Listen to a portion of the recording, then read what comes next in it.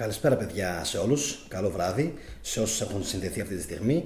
Στο σημερινό μας το βίντεο θα μιλήσουμε σχετικά με τον Πατριάρχη Κύριλλο της Ρωσίας και πιο συγκεκριμένα ότι πρόκειται για έναν άνθρωπο ο οποίος ήταν και παλαιότερα και ενδεχομένως θα είναι και σήμερα ακόμα πράκτορας της KGB, καθώς επίσης και πάρα πολύ πλούσιος άνθρωπος, ένας άνθρωπος ο οποίος πραγματικά έχει πάρα πολλά πλούτη. Κάποιοι εικάζουν ότι έχει μέχρι και δισεκατομμύρια.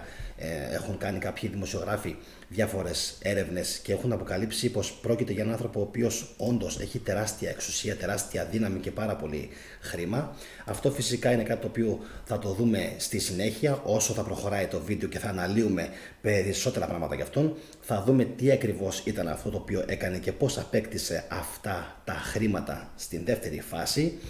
Λοιπόν, να σας πω ότι σας έχω βάλει σήμερα μια ψηφοφορία πώς απέκτησε τόση περιουσία ο Πατριάρχης Κύριλλος. Δούλευε με ροκάματα στο χωράφι, κέρδισε στο στοίχημα, επένδυσε στην καπνοβιομηχανία ή έκανε οικονομία τον μισθό του.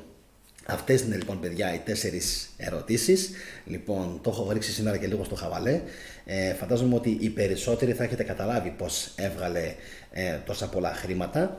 Λοιπόν, και πάμε παιδιά αμέσως να σας πω ότι υπάρχουν ήδη νέες κυρώσεις εις βάρος της Ρωσίας και πιο συγκεκριμένα στρέφονται εναντίον του επικεφαλής της Ρωσικής Ορθόδοξης Εκκλησίας. Καθόλου παράξενο δεν είναι ότι στρέφονται εναντίον του Πατριάρχη του Κυρίλλου και πιο συγκεκριμένα από την Ευρωπαϊκή Επιτροπή. Θα μου πείτε γιατί όμως είναι δυνατόν, για ποιο λόγο να στοχεύσουν συγκεκριμένα αυτόν. Κάποιοι θα πούν φυσικά την Ορθοδοξία. Καμία σχέση παιδιά, θα καταλάβετε αμέσως για ποιο λόγο. Όπως και ο πρώην πρόεδρος λοιπόν της Αμερικής, Ντόναλντ Τραμπ, ο Πούτιν έχει πλέξει τον εθνικισμό, την πίστη, τις συντηρητικές αξίες και την αποκατάσταση του λεγόμενου Ρούσκι Μιρ. Για όσοι δεν ξέρουν, η λέξη Μιρ σημαίνει κόσμος, γι' αυτό και ο δορυφορικός σταθμός, ο διαστημικός σταθμός που είχαν οι Αμερικάνοι ονομάζονταν Mir, κάτι που σημαίνει κόσμος. Έχει επιστρατεύσει τον Κύριλλο ως αβανταδόρο του, ο οποίος συμμερίζεται τις ομοφοβικές του απόψεις, αναφέρει παιδιά ένα άρθρο. Και θα πούμε αμέσως παιδιά λίγο κάποια πράγματα σχετικά με το παρελθόν του. Λοιπόν, λέει λοιπόν να καθίσουμε λίγο και να ψάξουμε να δούμε στο Google την λέξη Κύριλλος και ρολόι. Και αυτό που θα προκύψει θα είναι αυτή εδώ η φωτογραφία, η οποία δείχνει τον Κύριλλο με ένα πανάκριβο ρολόι στην αριστερή φωτογραφία από μένα και στην δεξιά φαίνεται να την έχουν βγάλει με μοντάζ οι χριστιανοί, και αυτό διότι κάποια στιγμή είχε σκάσει σαν βόμβα ότι το συγκεκριμένο το ρολόι που φοράει αυτός ο άνθρωπος έχει αξία 20 με 30.000 λίρες και είναι ένα ελβετικό Breguet. Τώρα Breguet δεν ξέρω ακριβώς πώς διαβάζεται. Αυτή η φωτογραφία τραβήχτηκε το 2009, τη χρονιά που ο Κύριλλος διαδέχτηκε τον Πατριάρχη Αλέξιο τον Δεύτερο ως πνευματικός ηγέτης των Ορθόδοξων της Ρωσίας.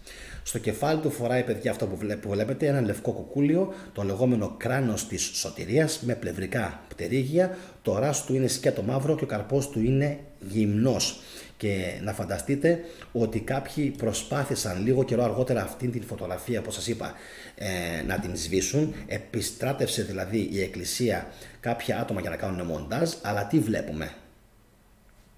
Βλέπουμε ότι στην δεξιά φωτογραφία που έκαναν το μοντάζ του ρολογιού και στην ουσία το αφαίρεσαν, κοιτάξτε λίγο στο τραπέζι, υπάρχει ακόμα η αντανάκλαση του ρολογιού. Πάρα πολύ φτηνή δουλειά από αυτούς οι οποίοι έκαναν το μοντάζ. Δεν μπορούσαν να εξαφανίσουν και την αντανάκλαση του ρολογιού από το τραπέζι, οπότε τους πιάσανε στην ουσία στα πράσα. Επίσης παιδιά να σας πω, και το ξέχασα από την αρχή να το αναφέρω, όσοι βλέπετε πρώτη φορά βίντεο στην Θετική Δοπαμίνη, να κάνετε εγγραφή και να τσεκάρετε τι βίντεο έχω κάνει στις λίστες αναπαραγωγής που υπάρχουν στο κανάλι.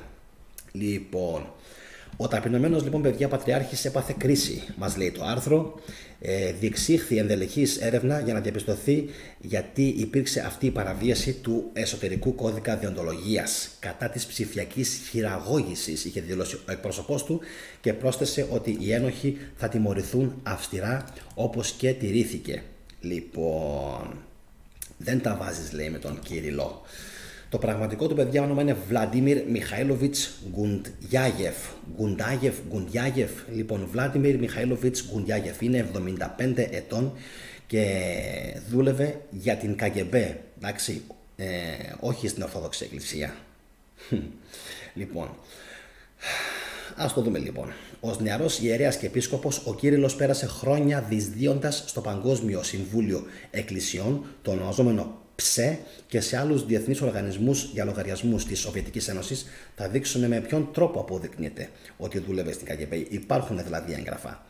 Λοιπόν, υπάρχει επίσης κάτι το οποίο λέγεται, ένα έγγραφο το οποίο λέγεται The Mikhailov Files, δηλαδή στην ουσία τα αρχεία που αφορούν τον Μιχαήλοφ, ο Πατριάρχης Κύριλλος και η ΚΑΓΕΜΠΕ, το οποίο δημοσιεύτηκε, λέει, από τον ιστορικό και ακτιβιστή Φέλιξ Κόρλεϊ το 18. Οι πηγές του είναι έγγραφα, λέει, από τα αρχεία της ΚΑΓΕΜΠΕ στη Μόσχα, εντάξει, δεν τα λέει δηλαδή έτσι ουρανοκατέβατα ο άνθρωπος, και λέει ότι αρκετοί ερευνητές μετά το σύντομο άνοιγμα των αρχείων στον απόϊχο του αποτυχημένου πραξικοπήματος του Αυγούστου του 1991, λοιπόν, μπόρεσαν και απέκτησαν πρόσβαση σε αυτά τα αρχεία. Όμως, λέει, μετά την διαμαρτυρία της Ρωσικής Ορθόδοξης ηγεσίας για την έκταση των αποκαλύψεων, ξαναέκλεισε η πρόσβαση σε αυτά. Οπότε μπορείτε να καταλάβετε ότι υπήρχε δηλαδή μια προσβασιμότητα σε αυτά τα απαγορευμένα αρχεία της ΚΑΓΕΜΠΕ, όμως λίγο καιρό μετά αυτά ξανακουκουλώθηκαν, ξανασκεπάστηκαν για να μπορέσουν αυτόν εδώ να τον βγάλουν ξανά ασπροπρόσωπο. Επικράτησε πανικός, λέει το άρθρο. Ο Πατριάρχης τότε, ο Αλέξιος, ήταν και ο ίδιος πράκτορας της ΚΑΓΕΜΠΕ, και αυτό αποδεικνύεται από το γεγονός πως κανένας θρησκευτικός ηγέτης δεν επιτρεπόταν να φύγει από τη Ρωσία. Ούτε μουσουλμάνος, ούτε βουδιστής, ούτε καθολικός, αν δεν ήταν διπλός κατάσκοπος. Και από ό,τι φαίνεται και ο Αλέξιος αλλά και ο Κύριλλος μπορούσε να φύγει από τη χώρα, γεγονός που αποδεικνύει πως μιλάμε για double agents, δηλαδή διπλούς κατασκόπους. Οπότε είναι αυτονόητο, λέει, ότι ο Κύριλλος ήταν ένας από αυτούς. Λοιπόν, το ενδιαφέρον είναι όμως η σκοτεινή φύση των καθηκόντων που του είχαν ανατεθεί, και πιο συγκεκριμένα το 1978 η ΚΑΓΕΜΠΕ είχε συντάξει ένα μελλοντικό σχέδιο, προσέξτε λίγο τώρα, εδώ λίγο μπαίνουμε σε παράξενα νερά, για την εμβάθυνση. Μαζί με τους Τσέχους είχαν δημιουργήσει ένα σχέδιο για την εμβάθυνση, δώστε λίγο προσοχή, αυτά που λένε λίγο δύσκολα τώρα, της διαφωνίας στους κορυφαίους αντιδραστικούς εκκλησιαστικούς κύκλους.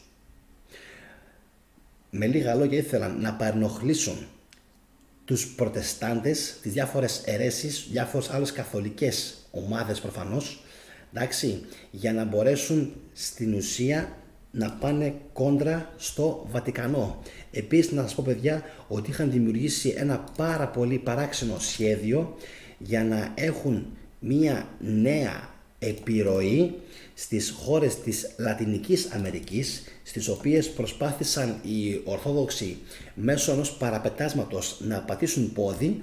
Αυτό το αποκάλυψε ο Ιων Μιχάη Πατσέπα, ο οποίος προφανώς είναι ένας Ρουμάνος, λοιπόν, Ρουμάνος στρατηγός και έμπιστος πρόεδρος του Τσαουσέσκου, ο οποίος λέει πως προσπάθησαν οι Ορθόδοξοι με κάποιον ύπουλο τρόπο να πατήσουν πόδι στην Λατινική Αμερική και να διαδώσουν εκεί πέρα μια νέα θεολογία, η οποία θα τους προετοίμαζε φυσικά για την Ορθόδοξη πίστη, από ό,τι καταλαβαίνω.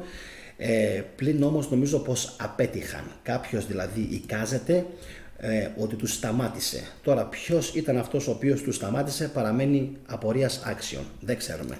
Λοιπόν, ο Πατσέπα λοιπόν είχε πει, παιδιά, τότε ότι ο Κύριλλος άξιζε 4 δισεκατομμύρια το 2006, ενώ άλλοι εικάζουν πως η περιουσία του είναι μέχρι και 8 δισεκατομμύρια.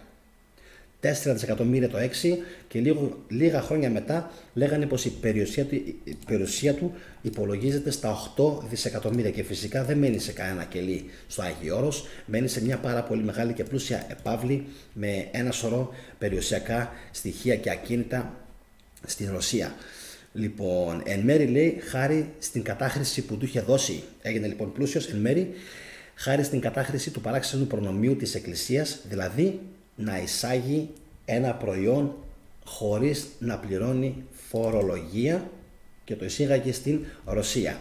Το ποιο είναι αυτό το προϊόν θα σας το αφήσω για το τέλος, διότι μέχρι στιγμής βλέπω ότι έχετε συνδεθεί πάρα πολλά άτομα και θα σας αποκαλύψω στη συνέχεια το πώς έγινε πλούσιος. Λοιπόν, πάμε λίγο να δούμε, παιδιά, πρώτα αν υπάρχουν κάποια σχόλια. Αυτό ήταν το πρώτο άρθρο, να φανταστείτε. Είναι μια σύνοψη. Είναι μια σύνοψη, διότι είναι πάρα πολύ μεγάλο το άρθρο, παιδιά, και δεν ήθελα να σας κουράσω. Θα χανόμασταν πραγματικά, πιστεύω, με πληροφορίες οι οποίες θα ήταν δυσκολοχώνευτες και δύσπεπτες. Εγώ, να φανταστείτε, τις διάβασα σήμερα 2 φορές το μεσημέρι και πραγματικά πιστεύω ότι θα κάναμε μόνο κακό στο σημερινό το βίντεο. Για να προχωρήσω λίγο, παιδιά. Αρχαία ελληνικά μυστήρια, λέει: εγώ πιστεύω ότι έχει μεγάλη πίστη στον Χριστό και από εκεί προκύπτουν όλα τα πλούτη του. Φυσικά, σε αντίθεση με τους Ουκρανούς, οι οποίοι τώρα πεθαίνουν έτσι και λίγο ψυχούν. Σίγουρα δίνει στον φτωχό λαό και πολλά άλλα καλά ψέματα. Έτσι ακριβώς. Λοιπόν, ο Κωστής Κόβατς λέει: φοβερό θέμα, μπράβο σου, θέλει κότσια για τέτοια θέματα. Έβγε, να είσαι καλά, ευχαριστώ πολύ. Λοιπόν, για να συνεχίσουμε λίγο. Η Λιάννα Αρωτίνοβα λέει την καλησπέρα της. Καλησπέρα και σε σένα. Λοιπόν, και να συνεχίσω, παιδιά, με το δεύτερο μέρος, το οποίο θα σας αποκαλύψω στην ουσία πώς έγινε πλούσιος. Ο Άρες Μάρες μου γράφει: καλά το πας, το πιάσε το θέμα για να μην σου ρίξουν το καναλάκι.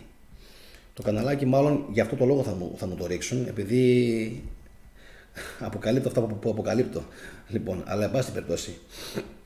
Λοιπόν, πάμε όμως να δούμε, παιδιά, για ποιο λόγο λέμε ότι αυτός ο άνθρωπος έχει φτάσει να λέγεται αρχιερέας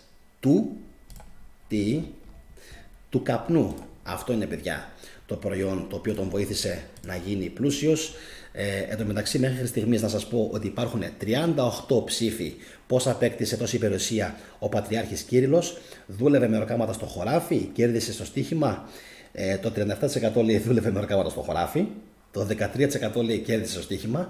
Το 37% λέει επένδυσε στην κάπνο-βιομηχανία, που είναι και το σωστό. Και το 13% μου γράφει έκανε οικονομία των μισθό του. Λοιπόν, πάμε όμως, παιδιά, να δούμε πώς έγινε τελικά αυτό το πράγμα. Λοιπόν, την περιουσία του την απέκτησε περίπου στην δεκαετία του 90. Αν σας θυμίζει κάτι, θυμίζει φυσικά Αμπράμοβιτς, έτσι, παρόμοια δεκαετία που μπορούσε κάποιος να πλουτίσει πάρα πολύ εύκολα. Πώς έγινε αυτό?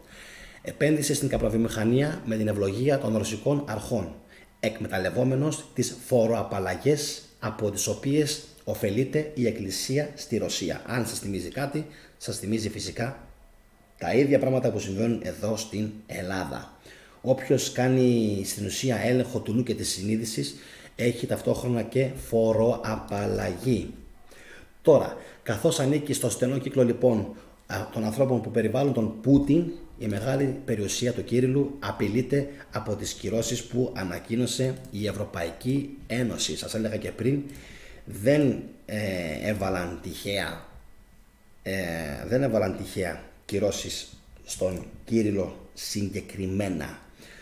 Το 2006, παιδιά, το Forbes το 2006 είχε υπολογίσει την περιουσία του σε 4 δισεκατομμύρια. Ενώ κάποιοι, όπως για παράδειγμα η ρωσική εφημερίδα Novaya Gazeta, λέει 8 δισεκατομμύρια. Και όλα αυτά από το εμπόριο τσιγάρων. Αν σας θυμίζει κάτι αυτό, είναι και ο Ιβάν ο Σαββίδης, ο οποίος είχε γίνει παρομοίως πλούσιος.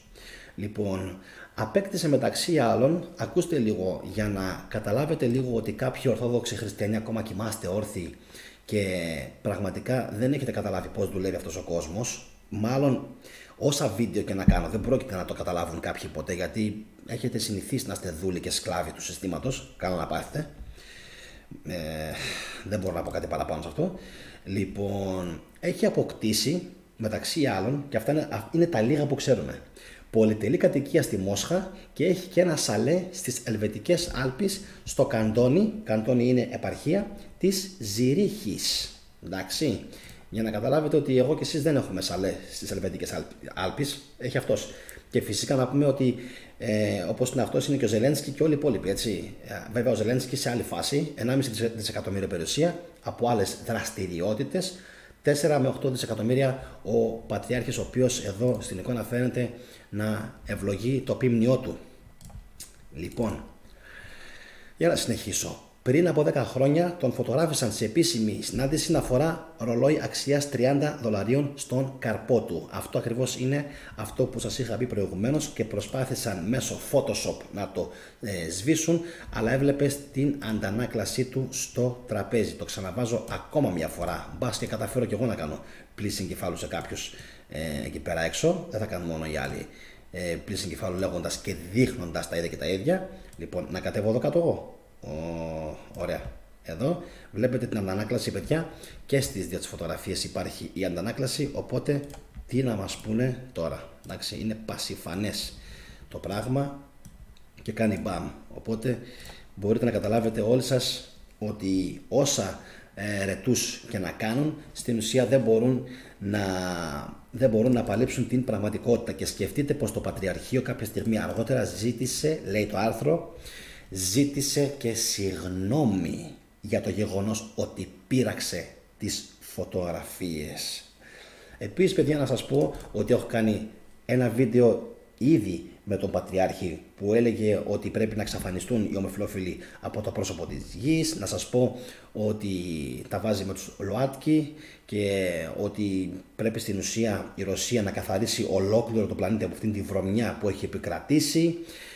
Στηρίζει φως φανάρι, εννοείται την ειδική επιχείρηση η οποία γίνεται στην Ουκρανία, και στις 27 του Φλεβάρι ο Κύριλλος έκανε λόγο για μάχη ενάντια στις δυνάμεις του κακού που πολεμούν την ιστορική ενότητα μεταξύ Ρωσίας και Ουκρανίας, στην ουσία της Ρωσίας, διότι η Ρωσία είναι αυτή η οποία θέλει να εγκαταστήσει την δική της παγκόσμια αυτοκρατορία και δεν την ενδιαφέρει πραγματικά ούτε η Ελλάδα ούτε κανένας άλλος, όπως μου είπε και σήμερα πολύ στενό μου συγγενικό πρόσωπο. Λοιπόν, να πω, παιδιά, μια καλησπέρα στον Μάρινο, τον Φίτο, τον Παντελή, τον Αλεξέα, τον Παύλο Καλφαγιάν, καθώς επίσης και τον Δημήτρη τον Παπουτσί και τον Εκατονταρχό. Ο Mr. Chris Craft λέει: οι ασοφόροι είναι μέλη της Αγίας Τριάδας, η οποία τριάδα είναι τραπεζίτες επενδυτές, ρασοφόροι Βατικανού και Χριστιανικής Εκκλησίας και βασιλικές οικογένειες. Πολύ ωραίο το σχόλιο του Chris Craft, αν επιτρέπεις θα το καρφιτσώσω πάνω για να το βλέπουν όλοι. Μου άρεσε πάρα πολύ το σχόλιο του Mr. Chris Craft, πάρα πολύ ωραίο, πάρα πολύ επιτυχημένο. Εν τω μεταξύ, παιδιά, όσοι βλέπω ότι συνδέεστε τώρα, γιατί συνδέεστε πάρα πολύ, μην βαριέστε, πατήστε το κουμπάκι, ψηφίστε λίγο πώς απέκτησε τόση περιουσία ο Πατριάρχης Κύριλλος, να δούμε τι θα δείξει στο τέλος, και εγώ θα συνεχίσω τώρα με την αφήγηση. Λοιπόν, στις 6 Μαρτίου, λέει, την Κυριακή της Τυρινής, όταν στις εκκλησίες διαβάζεται η περικοπή του Ευαγγελίου του Ματθαίου, που αναφέρεται στην αξία της συγχώρεσης, εκφώνησε κήρυγμα στο οποίο δικαιολόγησε τον πόλεμο, κάνοντας ταυτόχρονη επίθεση στους ομοφυλόφιλους και τις εκδηλώσεις Gay Pride, σύμβολο στα μάτια του της παρακμής της Δύσης.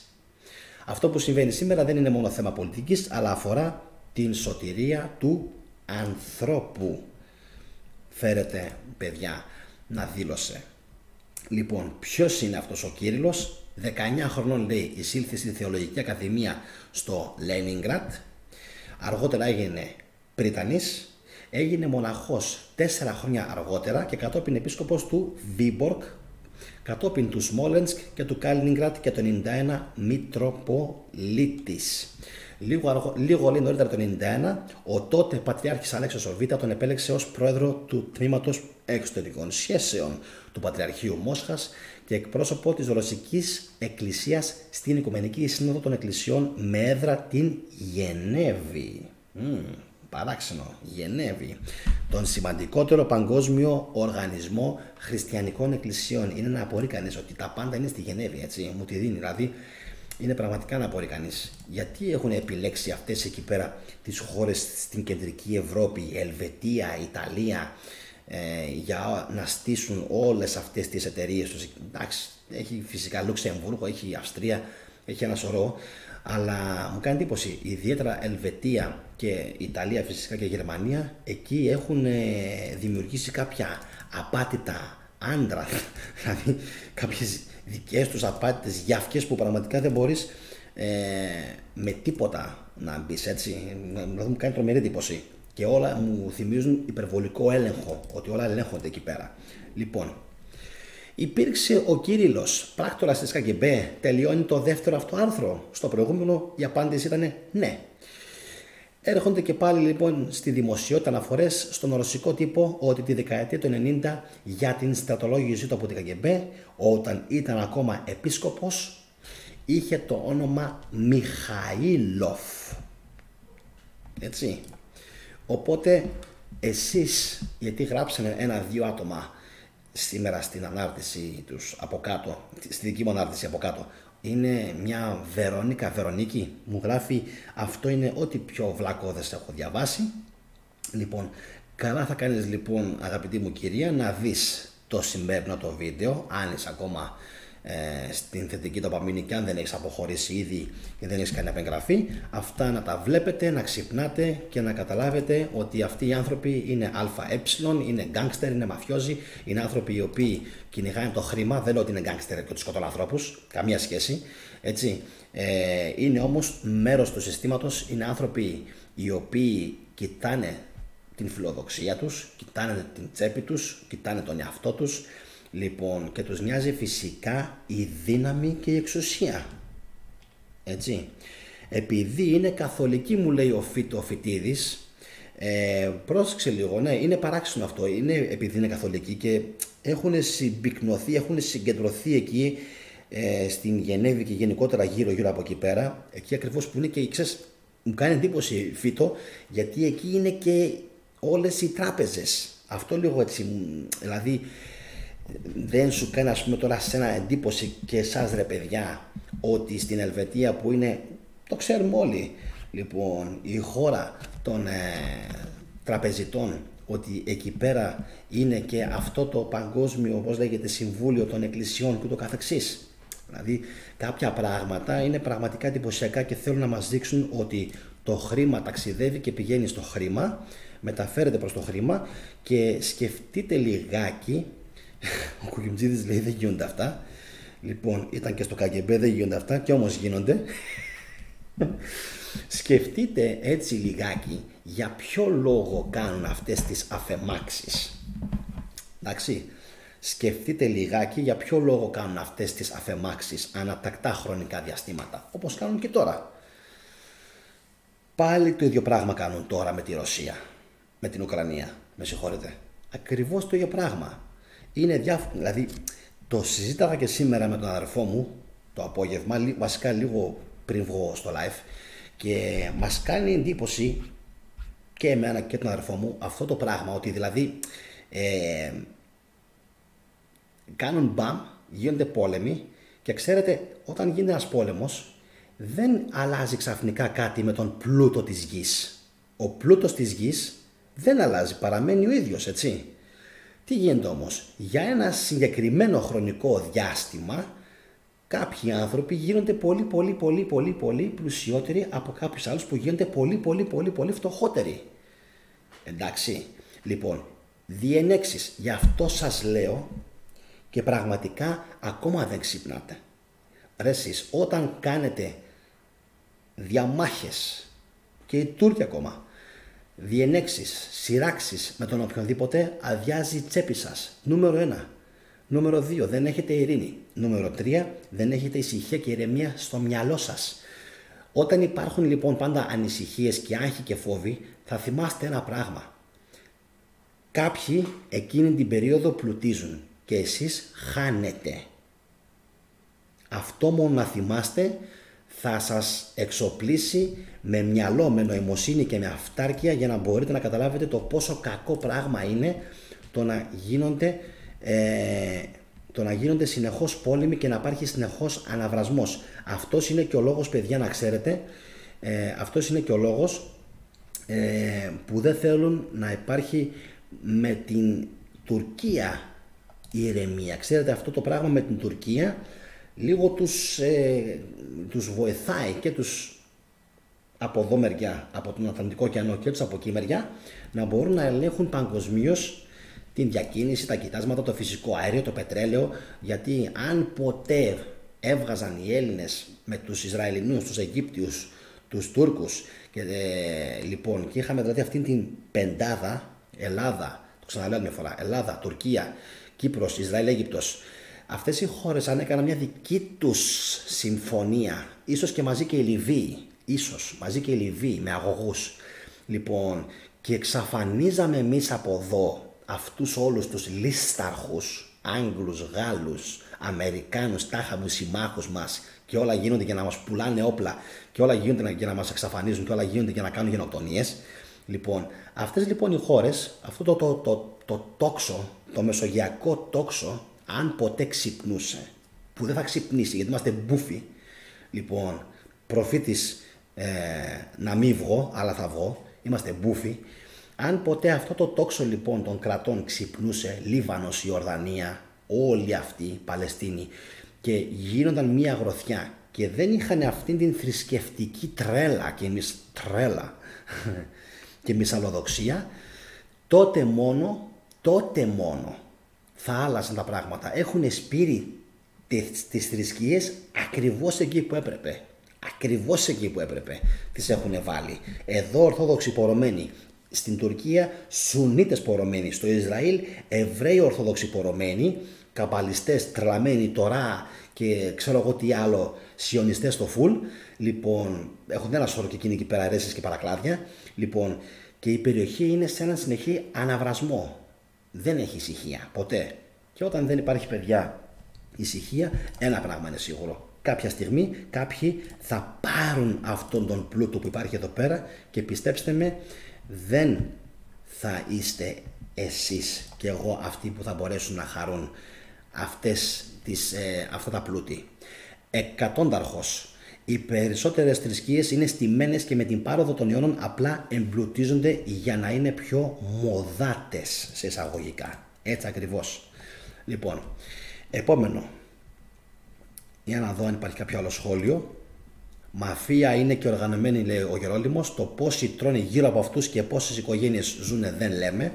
Όλοι στην Ελβετία πάνε, που θα μείνουν εδώ, που έχεις 10.000 και την άλλη μέρα έχεις 5.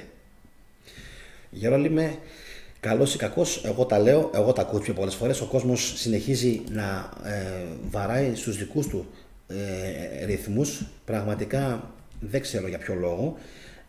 Νομίζω ότι όσες φορές και αν έχω καθίσει να μιλήσω και να πω κάποια πράγματα, νομίζω ότι έχει πέσει στο κενό.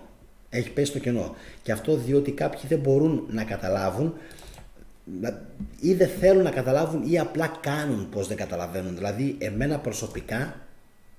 προσωπικά η γνώμη μου είναι ότι καταλαβαίνουν αλλά δεν θέλουν να το δείξουν. Δεν θέλουν να δείξουν, γιατί μετά θα πούνε ότι πρέπει δηλαδή να πω ότι έκανα βλακεία, πρέπει να παραδεχτώ ότι έκανα λάθος, πρέπει να πω σε όλους φως φανερά ότι είμαι κάτι άλλο πλέον. Ναι, πρέπει να έχεις τα κότσια να παραδεχτείς ότι έκανες ένα λάθος. Πρέπει να έχεις τα κότσια να παραδεχτείς ότι ήσουν και εσύ λάθος και ότι δεν σεβάστηκες τον άλλον και 1002 άλλα.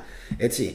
Όλα ξεκινάνε από τον αυτοέλεγχο. Και επειδή δεν έχουμε εδώ πέρα πλέον αυτοέλεγχο, είμαστε ό,τι να είναι.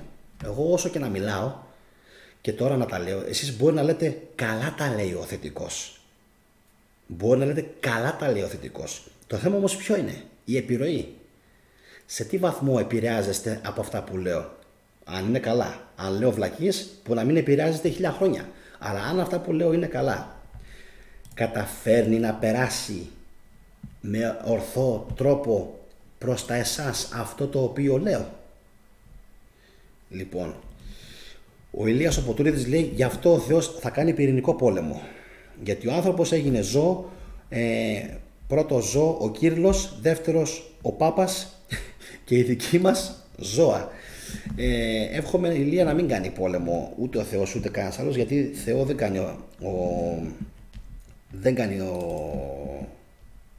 πόλεμο δεν κάνει ο Θεός, με συγχωρείτε, Σαδάμ.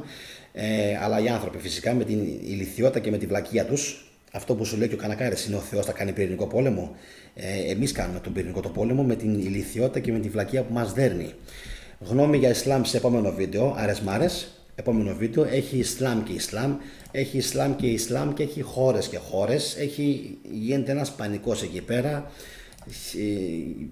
Να μην το πιάσουμε τώρα. Θα τα πούμε σε επόμενα επεισόδια. Για το Ισλάμ εξάλλου έχω ετοιμάσει ούτως ή άλλως μπόλικο υλικό. Κουγιουμτζίδης. Γι' αυτό όταν πάω εκκλησία, όταν διάβασε ο παπάς, όλοι κοιτούσαν κάτω. Εγώ δεν μπορούσα να το κάνω αυτό. Προς τα πάνω κοιτούσα και με είπαν κοίτα κάτω. Και εγώ δεν τους έδωσα σημασία και κοιτούσα προς τα πάνω, λέει ο Γιώργος ο Κουγιουμτζίδης. Προφανώς, Γιώργο, αναφέρεσαι σε κάποιο τυπικό το οποίο κάνει η εκκλησία, σε κάποιες, δεν ξέρω τώρα, σε κάποιες εκδηλώσεις, σε κάποια μυστήρια, δεν ξέρω σε τι είναι. Λοιπόν, αλλά ναι, γι' αυτό και υπάρχει και το τυπικό. Δεν είναι τυχαίο δηλαδή ότι η εκκλησία έχει το δικό της τυπικό. Οπότε όταν δεν κάνεις αυτό το οποίο κάνουν οι υπόλοιποι, στην ουσία λίγο καταλήγεις να σε κοιτάνε όλοι λίγο παράξενα.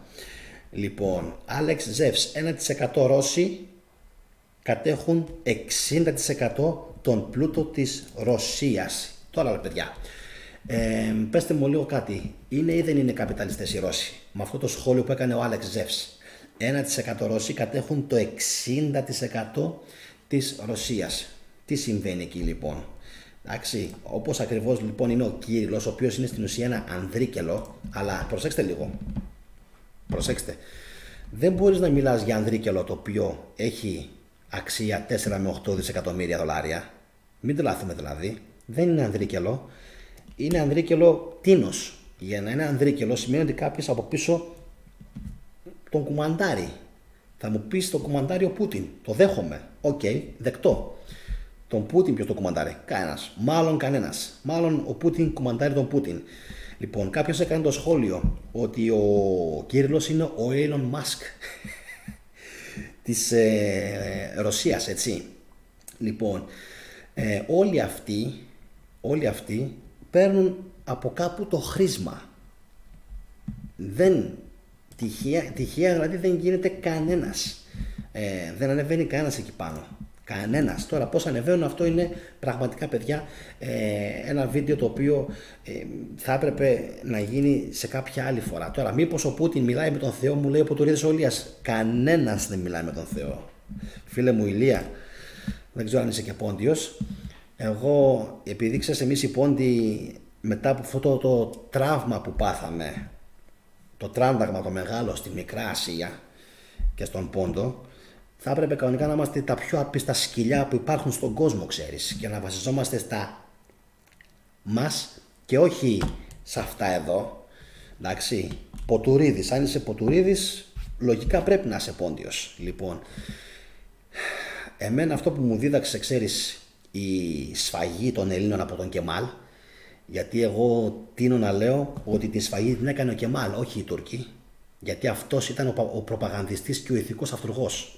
Όπως και λέω ότι τον πόλεμο των Ναζί τον έκανε ο Χίτλερ, προπαγανδίζοντας και αναγκάζοντας τους στρατιωτικούς να κάνουν ό,τι έκαναν. Πάντα πιστεύω στους ηθικούς αυτουργούς, όπως πιστεύω και τώρα, μέσω εκκλησίας. Λοιπόν, στους ηθικούς αυτουργούς πιστεύω. Είναι αυτοί οι οποίοι μπορούν να κατακτήσουν ένα μυαλό. Ένα μυαλό να το κατακτήσουν και να το κάνουν ό,τι θέλουν. Λοιπόν, αυτοί λοιπόν οι άνθρωποι με έκαναν εμένα προσωπικά να μην πιστεύω πλέον σε αυτές τις μπουρδες περί θεών και περί ανέμων και υδάτων και να βασίζομαι μόνο στην γη, να βασίζομαι στην σκέψη, να βασίζομαι στην πράξη, να βασίζομαι στον λόγο, αλλά να μην βασίζομαι σε καμία περίπτωση σε θεούς. Για ποιο λόγο να βασιστείς στο Θεό? Για ποιο λόγο να βασιστείς στο Θεό όταν σε έχει γενοκτονήσει ένα ολόκληρο έθνος σχεδόν? Στο τσαφ σωθήκαμε. Τα επώνυμά μας, Ποτουρίδης, Κοταλακίδης, Καραγιαννίδης, Σολεμεζίδης, έχουν επιζήσει επειδή ήμασταν τυχεροί. Το ξέρεις αυτό? Ήμασταν τυχεροί. Δεν παρενέβη κανένας άγγελος και κανένας θεός για να σωθούμε. Περπάτησαν χιλιόμετρα, εκατοντάδες χιλιάδες χιλιόμετρα οι πρόγονοί μας για να ζήσουμε εμείς σήμερα. Δεν τους μετέφερε, ξέρεις, κανένα συννεφάκι σκόνης από τον πόντο στην πατρίδα. Οπότε θα έπρεπε εσύ πρώτος να είσαι άπιστος, άθρησκος, αυτή είναι η γνώμη μου, πίστευε ό,τι θέλεις, και να πιστεύεις στα χέρια σου και στα πόδια σου και στα μάτια σου και στα αυτιά σου και σε τίποτα άλλο. Να πιστεύεις μόνο σε αυτό το οποίο βλέπεις, ακουμπάς και αγγίζεις και επηρεάζεις. Λοιπόν, και επειδή δεν πρέπει να ξανασυμβούν τέτοια πράγματα που έγιναν, η ορθή σκέψη δεν είναι πρέπει να αφανίσω εγώ όλη την Τουρκία. Η ορθή σκέψη είναι ότι πρέπει με κάποιον τρόπο, όπως έκαναν οι Αμερικάνοι, όπως έχουν κάνει τόσοι άλλοι, να βρω έναν τρόπο να δω με το περιβάλλον μου τι μπορώ να βρω σαν σημείο επαφής, όχι σαν σημείο μίσους και να διαλύσω εγώ αυτόν και αυτό σε μένα. Εντάξει, αυτή είναι η προσωπική μου γνώμη, Ηλία. Αν έχεις να πεις με τα πόδια ήρθαν, λέει ο Φίτος, ακριβώς, με τα πόδια ήρθαν. Λοιπόν, εγώ είμαι τραντέλληνας. Με τιμάει πάρα πολύ αυτό που λες και εμένα και εσένα, Ηλία. Μπράβο σου που είσαι τραντέλληνας. Αν είσαι λοιπόν τραντέλληνας, θα πρέπει να ξέρεις ότι οι τραντέλληνες δεν είναι χριστιανοί. Εντάξει. Λαζαρίδης, λέει ο Φίτος, ακριβώς, Λαζαρίδης, το φιλαράκι μου. Λοιπόν, όλοι αυτοί λοιπόν, αγαπητέ μου φίλε Ποτουρίδη, ξέρεις πάρα πολύ καλά ότι δεν τους έφερε εδώ κάποιος. Ήρθαν αναγκασμένοι να έρθουν εδώ. Και σου το ξαναλέω ότι υπάρχουν ελληνικά ποντιακά ονόματα που τώρα έχουν σβήσει από το χάρτη. Έτσι. Το ξαναλέω για άλλη μια φορά. Για όσους δεν είστε πόντιοι και όσους δεν ξέρετε ιστορία, υπάρχουν ελληνικά και αρχαία αλλά και ποντιακά ονόματα που έχουν σβήσει πλέον. Και αυτό το σβήσιμο το χρωστάμε σε πολύ μεγάλο βαθμό στην ηλίθια ιδέα που είχαμε περί του Θείου, ότι το Θείο θα μας προστατέψει από τους άπιστους Οθωμανούς του Κεμάλ, τους νεότουρκους μάλλον του Κεμάλ. Εντάξει, γιατί γενοκτονία δεν είχαν κάνει ποτέ οι Οθωμανοί. Γενοκτονία. Μπορεί να είχαν καταπνίξει επαναστάσεις, αλλά γενοκτονία έκαναν μόνο οι νεότουρκοι. Εντάξει, οι νεότουρκοι. Γι' αυτό και οι Έλληνες, ξέρετε, έχουν τεράστιο και φανατικό μίσος, και καλά κάνουν και έχουν φανατικό μίσος με τους νεότουρκους, Τούρκους, εντάξει, οι οποίοι στην ουσία ήταν ένα νέο μόρφωμα που δημιουργήθηκε από τον Κεμάλ, ενώ επί Οθωμανικής Αυτοκρατορίας μπορεί να γίνονταν πολλά, αλλά υπήρχε έλεγχος και σεβασμός. Ήταν άλλο πράγμα. Μετά με τον Κεμάλ διαλύθηκαν ουσιαστικά τα πάντα. Όταν λέω άλλο πράγμα δεν εννοώ καλύτερο, έτσι, από αυτό που έχουμε εμείς σήμερα, καμία σχέση. Λοιπόν, τώρα είμαστε καλά. Τότε υποφέραμε, όπως υποφέραμε πάντα. Αλλά σας λέω ότι χαθήκαν ελληνικά ονόματα και ελληνικές οικογένειες. Πιστεύω ότι αυτό δεν το αρνείται κανένας από εσάς και θα πρέπει να καταλάβετε πόσο σημαντικό είναι να πιστεύετε στον εαυτό σας. Ο παππούς μου ήταν από τα Σούρμενα και η γιαγιά από την Σάντα, μου λέει ο Ηλίας, και η νέα Σάντα υπάρχει νομίζω τώρα πλέον στο Κιλκής, αν μπορώ καλά να θυμηθώ, Ηλία. Λοιπόν, να βάλουμε παιδιά, Γερολιμίδης λέει ο Γερόλιμος, να βάλω παιδιά μία άνω τελεία και να σας πω ότι κάτω ακριβώς από το βίντεο τώρα που τρέχει υπάρχει η επιλογή εμφάνιση περισσότερων και μπορείτε να το κλικάρετε και να σας εμφανιστούν όλα τα βίντεο τα οποία έχω κάνει στην θετική ντοπαμίνη. Μπαίνετε, βλέπετε, τα τσεκάρετε και αποφασίζετε αν θα κάνετε εγγραφή ή απεγγραφή, αν δεν σας αρέσει το περιεχόμενο το οποίο έχω φτιάξει μέχρι στιγμής. Είμαστε κάπου νομίζω στα 330 βίντεο. Υπάρχει πάρα πολύ υλικό για την αρχαία Ελλάδα, την ιστορία, την έρευνα, καθώς επίσης και διατροφή. Λοιπόν, Golden Panos, αν το διαβάζω καλά, μας λέει να διαβάσουμε τις Σύβυλες και ούτω περί του ενός Θεού, του Ιησού Χριστού και όλα αυτά. Δεν τα διαβάζω καν, δεν τα έχω διαβάσει. Να ξέρεις ότι πάνω μου τα έχουν πει 200.000 φορές, δεν τα πιστεύω, είναι κείμενα γραμμένα μεταγενέστερα, μετά Χριστόν, οπότε είναι πλέον σε απόρριψη αυτά. Εντάξει, είναι σε απόρριψη γιατί οι Σύβυλες γράφτηκαν μετά Χριστόν και θέλω να μας δείξουν ότι γράφτηκαν προ Χριστόν και ότι προανήγγυλαν την παρουσία του Θεού στη γη και το καθεξής. Εντάξει, δεν πιστεύω σε παραμυθάκια. Ψαράς. Πες τα αρχηγέ, επειδή η δημοσιογραφική ελευθερία του λόγου την έχουν κάνει σαν κιλοτάκι. Είναι ο λόγος που ο κόσμος είναι ανενημέρωτος, δημοσιογραφικά ξυπνήστε. Ευχαριστώ πολύ, Ψαρά. Νομίζω πως πρώτη φορά σε βλέπω. Λοιπόν, και σε καλησπερίζω κιόλας και σε καλωσορίζω και στο κανάλι. Λοιπόν, γι' αυτό και μισούμε και εμείς τους νεοκεμαλιστές, λέει ο Φίτος, και μπράβο σου για το σχόλιο, Φίτο. Έτσι ακριβώς είναι. Και αν πας στην Τουρκία δεν υπάρχει μέρος που να μην υπάρχει φωτογραφία του Κεμάλ. Εντάξει, de facto δεν υπάρχει μέρος στην Τουρκία που να μην υπάρχει φωτογραφία του Κεμάλ. Μέχρι και στην εκκλησία, εδώ, τώρα θα χτυπήσει το κεφάλι μου. Μέχρι και στην εκκλησία της ζωοδόχου πηγής που υπάρχει, γιατί σας λέω ξυπνήστε γιατί κοιμάστε όρθιοι. Μέχρι και στην εκκλησία που υπάρχει της ζωοδόχου πηγής είχα βγάλει φωτογραφία, αλλά δεν την έχω τώρα. Λοιπόν, όπου πηγαίνουν οι χριστιανοί, ξέρετε, στον παπά, το μόνο παπά που υπάρχει εκεί πέρα, για να πάρουν ευλογία, το ξέρετε ότι ο παπάς έχει πάνω από το κεφάλι του τη φωτογραφία του Κεμάλ.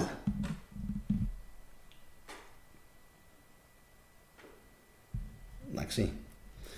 Ένα αυτό και ένα δεύτερο που ήθελα να το πω από την αρχή του βίντεο, τον Άρα των ημών τον επιπλούσιο. Αυτό είναι για τον Κωνσταντίνο τον Γερόλυμο. Λοιπόν, τον Άρα των ημών τον επιπλούσιο δώσει μην σήμερον. Εντάξει, ήθελα να το πω αυτό από την αρχή, αλλιώς θα χασκάσει. Λοιπόν, τι λέει ο Ποτουρίδης? Ο προπάπος μου σκότωσε τη γιαγιά μου να πέσει, για να μην πέσει στα χέρια των Τούρκων, λέει ο Ποτουρίδης ο Ηλίας. Είναι απίστευτο. Φοβερό. Η Εκκλησία ήταν πάντα απόν σε όλες τις επαναστάσεις, λέει ο Έλληνας 1960, αλλά σήμερα κατέχει το 40% της ελληνικής γης, καθώς επίσης ότι είναι εσαΐ αντιπρόεδροι της ιδιωτικής τράπεζας με την επωνυμία Εθνική Τράπεζα. Είναι εσαΐ αντιπρόεδροι της ιδιωτικής τράπεζας και αναρωτιέμαι, αγαπητέ μου φίλε Έλληνα 1960 που έγραψε αυτό το σχόλιο, πού πηγαίνουν αυτά άραγε τα χρήματα?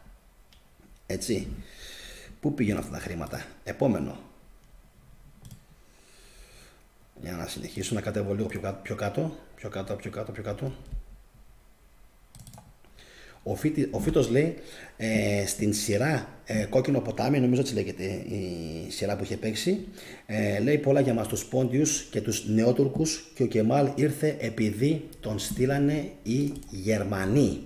Το ξέρω αυτό, Φίτο, πάντα οι Γερμανοί ήταν οι ηθικοί αυτούργοι, αλλά νομίζω ότι η γενοκτονία των Ποντίων μπορούσε να αποφευχθεί. Μπορούσε.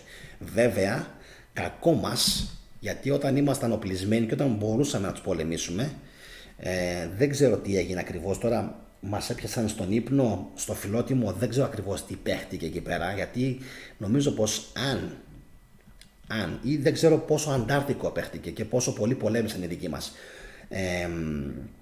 Αυτό επίσης που μου κάνει εντύπωση είναι ότι από τους 300 τόσους χιλιάδες δεν ξέρω μέχρι σήμερα, και εντάξει θα πω την αλήθεια ότι δεν ξέρω τα νούμερα, πόσοι ήταν Μικρασιάτες και πόσοι ήταν Πόντιοι. Έτσι, έχει πολύ μεγάλη σημασία να το δούμε αυτό, διότι χαρακτηρίζεται ως γενοκτονία των Ποντίων, χαρακτηρίζεται, αλλά ξέρουμε όλοι ότι κανένας δεν αναφέρει την λέξη γενοκτονία και της Μικράς Ασίας. Παράξενο, γιατί πάρα πολλοί κόσμος ήταν από την Μικρά Ασία και γενοκτονήθηκε. Και όταν λέμε Μικρά Ασία, παιδιά, ανοίξτε χάρτη, δεν μιλάμε μόνο Μικρά Ασία. Γιατί λέγεται Μικρά Ασία? Η Ασία είναι τεράστια. Μικρά Ασία γιατί έπιανε όλη την Τουρκία. Όταν λέμε λοιπόν Μικρά Ασία ότι γενοκτονήθηκε ο ελληνικός πληθυσμός, εννοούμε μέχρι τα βάθη της Καπαδοκίας. Εντάξει, από εκεί εκδιώχτηκαν. Για πάτε λίγο να δείτε λίγο φωτογραφίες από τον χάρτη της Τουρκίας. Εντάξει, λοιπόν, δεν μιλάμε δηλαδή για μια μικρή γεωγραφική περιοχή, είναι τεράστια. Εντάξει, τεράστια. Οι Νεότουρκοι δεν πείραξαν ούτε τρίχα των Εβραίων, σίγουρα να μην πείραζαν στη Μικρά Ασία, διότι ο Κεμάλ είναι εξ αίματος συγγενής τους, τον χρηματοδότησαν Εβραίοι της Ελλάδος και της Τουρκίας. Ξέρω ότι έχει σίγουρα αίμα, δεν ξέρω αν έχει εβραϊκό αίμα, εγώ το έχω ψάξει, ξέρω σίγουρα ότι έχει κάποιες αλβανικές ρίζες, κάποιες τουρκικές και κάποιες αλβανικές ρίζες και ενδεχομένως και κάποιες ελληνικές ρίζες ο Κεμάλ, Έλληνο, Αλβανο, τουρκικές. Θα κάνουμε βίντεο για τον Κεμάλ. Θα δούμε κι αυτός τι καπνό φουμάρε και από πού ήταν. Όχι βίντεο αφιέρωμα τιμή στον Κεμάλ. Εντάξει, μην τρελαθούμε. Αποκάλυψη για το ποιος και τι ήταν και τι ρόλο έπαιξε. Δεν τιμούμε κανέναν σφαγεία της Ελλάδας. Αυτό, παιδιά, το έχουμε πει. Εντάξει, το έχω πει άπειρες φορές. Και το βίντεο που έγινε για τον Ερντογάν έγινε στην ουσία για να δείξουμε ότι η περιοχή από την οποία κατάγεται η ποταμιά ήταν τίγκα στα ελληνικά χωριά. Δεν το λέω εγώ, το λέει ο Καλεντερίδης που είχε κάνει και την σχετική έρευνα. Δεν είδατε? Να πάτε να δείτε το βίντεο, θα σας εντυπωσιάσει σχετικά με τον Κεμάλ. Πιστεύω πως είναι ένα από τα καλύτερα βίντεο που έχω κάνει. Λοιπόν, επίσης, παιδιά, λίγο πριν κλείσω, ο Κώστας μου λέει μπράβο Γιάννη, πάλι ξεβλάκωμα έπεσε στο σημερινό το live, να είσαι καλά. Επίσης, παιδιά, και ο Κουγιουμτζίδης, Γιώργο μου, και εσύ είσαι φυσικά Καραποντιάκη. Εντάξει, δεν χρειάζεται να το σχολιάσουμε. Κουγιούμ νομίζω είναι ο Χρυσός, ο Χρυσοχώος. Κουγιουμτζή είναι ο Χρυσοχώος, αν θυμάμαι καλά. Οπότε, όταν βλέπετε το όνομα, παιδιά, Κουγιουμτζής ή Κουγιουμτζίδης, ο παππούς ή ο προπαππούς αυτού του ανθρώπου ήταν Χρυσοχώος κάποτε σε ελληνικά εδάφη της σημερινής Τουρκίας. Έτσι, δεν ήταν κανένας φτωχούλης. Ήμασταν άνθρωποι οι οποίοι είχαμε μόχθο, μεράκι, μόρφωση, γνώση και φυσικά και πολεμικό σθένος. Βλέπετε, οι Πόντιοι με τους Κρήτες έχουν μια απίστευτη, τους συνδέει μια απίστευτη γενεαλογική σπίθα, που είναι και οι δύο πολεμικές φυλές, χορευτές, λατρεύουν τη ζωή και ταυτόχρονα και τα γράμματα. Αυτό δεν υπάρχει. Αυτό δεν υπάρχει. Και ταυτόχρονα έχουν και την ανάλογη ντοπροσύνη. Όχι όλοι, γιατί έχω ακούσει φυσικά ότι κάποιοι λένε αυτό το γνωστό, ή θα βρεις καλό ή θα βρεις... Λοιπόν, εγώ προτιμώ να βρίσκω τους καλούς, όχι τους... Εντάξει, λοιπόν, πάντως μου κάνει τρομερή εντύπωση αυτό το πράγμα, πόσο γλετζέδες, πόσο πείσμα έχουν, πόσο χορευταράδες είναι, πόσο πολύ τους αρέσει η ζωή, τα γράμματα, οι τέχνες, ταυτόχρονα όμως τους αρέσει και το εμπόριο και είναι τόσο πολύ με την θάλασσα. Βέβαια, θα πω την αλήθεια, οι κριτικοί το έχουν περισσότερο με την θάλασσα, με το καράβι, με το ταξίδι από ότι οι Πόντιοι. Εμείς είμαστε πιο πολύ, ειδικά οι δικοί μου στην τραπεζούντα είναι πιο με το βουνό. Όταν είμαστε στο βουνό είμαστε καλά. Όλα φεύγουν, τα ξεχνάμε όλα. Όταν κατεβαίνουμε στη θάλασσα αρχίζουν οι πονοκέφαλοι. Δεν μπορώ, θέλω να φύγω.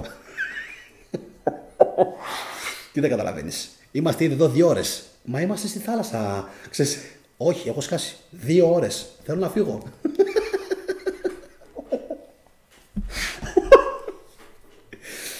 Λοιπόν, αυτά για το φίλο μου τον Κουγιουμτζίδη. Κατάγομαι από Χαλκιδική, Αηδίνιο Μικράς Ασίας, Κύπρο, λέει ο Έλληνας, 1960. Οπότε τα έχεις όλα εσύ, τα έχεις όλα. Τι δεν έχεις δηλαδή, έτσι?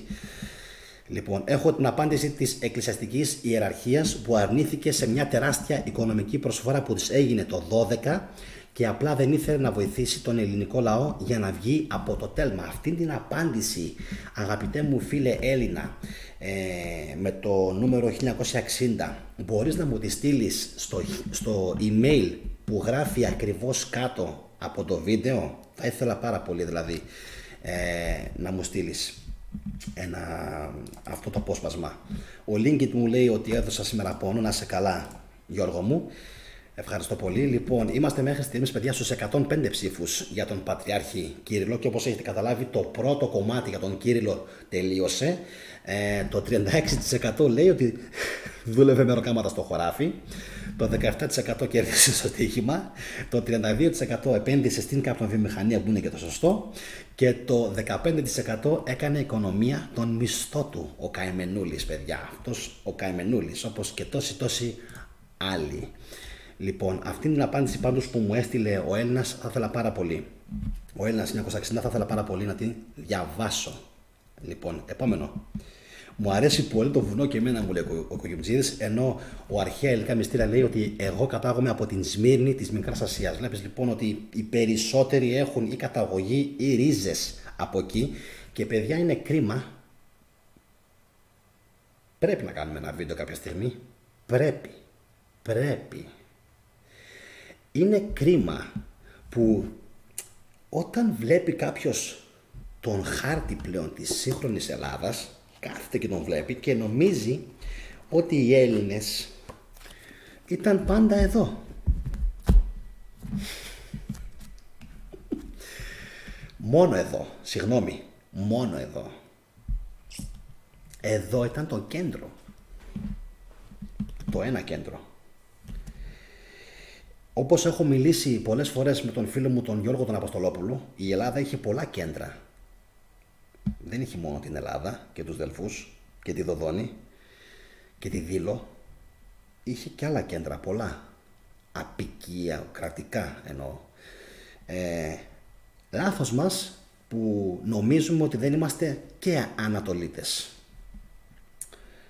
Λάθος μας που νομίζουμε ότι είμαστε μόνο αυτό το πράγμα που βλέπουμε τώρα στο χάρτη. Λάθος μας που, και δεν το λέω εθνικιστικά, να πάμε να πάρουμε πίσω την Τουρκία. Όχι.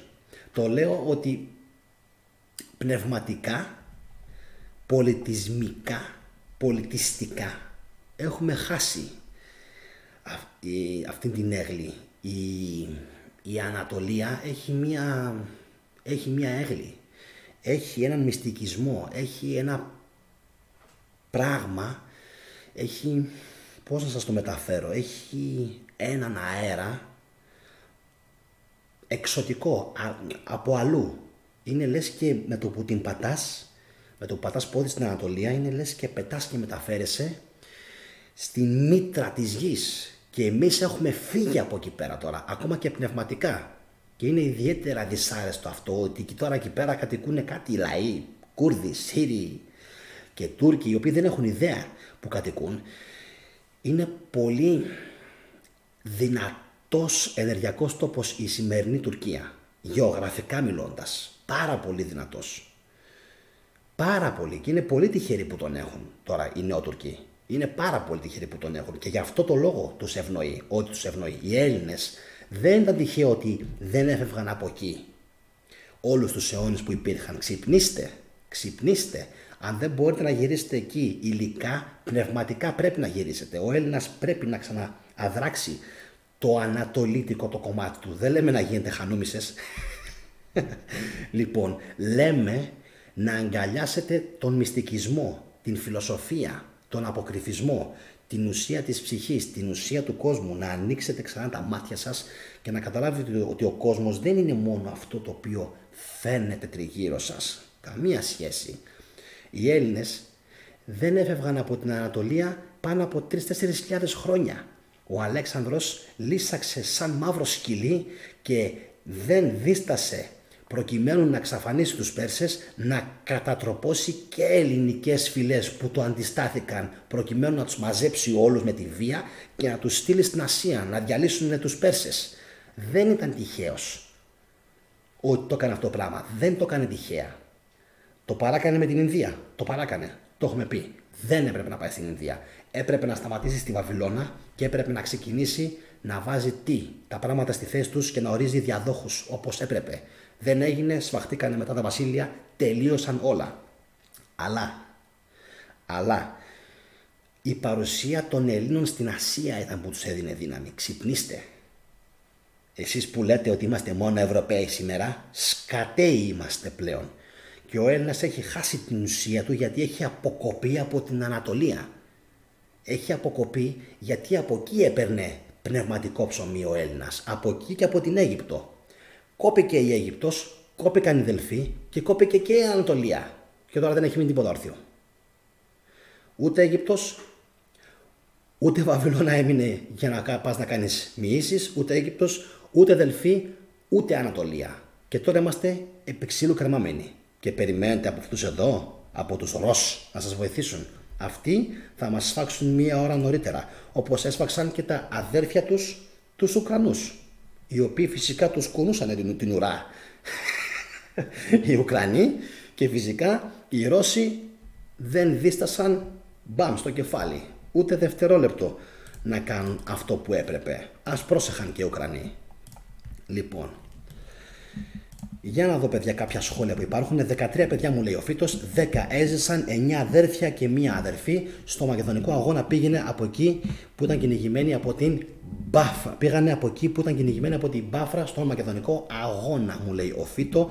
Τρομερός, φίλε Φίτο, τρομερό το σχόλιο, απίστευτο.